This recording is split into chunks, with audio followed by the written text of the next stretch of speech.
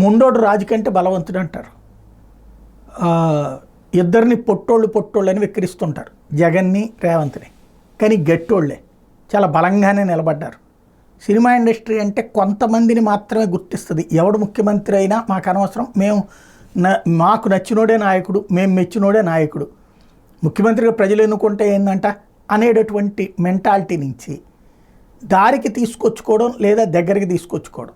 ఇక్కడ మొత్తం హీరోలందరూ వచ్చింది జగన్మోహన్ రెడ్డి దగ్గర, ఇప్పుడు మళ్ళీ మొత్తం హీరోలందరూ వస్తుంది రేవంత్ రెడ్డి దగ్గర. ముఖ్యమంత్రి అనే పదవిని పట్టించుకున్నటువంటి వాళ్ళ దగ్గరికి ఆ పదవితో ఉన్నటువంటి పవర్ ద్వారా చేసినటువంటి పనులతో జగన్మోహన్ రెడ్డి ఒక పని చేస్తే ఇప్పుడు రేవంత్ రెడ్డి మరొక పని చేస్తున్నారు. అయితే జగన్ వెనక్కి తగ్గలేదు. టికెట్ల రేటు పెంచడానికి గాను వాళ్ళు కోరినట్టుగా ఇప్పుడు ఇచ్చినట్టు 1000 రూపాయలు 2000 పెంచుకోవడానికి ఇవ్వలేదు.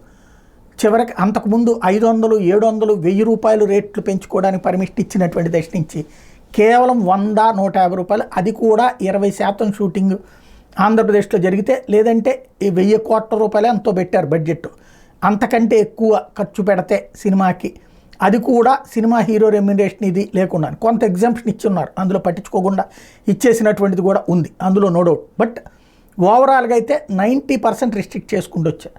రేవంత్ రెడ్డి ఇప్పుడు ఏం చేస్తారు అందరూ ఆసక్తిగా ఎదురు చూస్తున్నారు.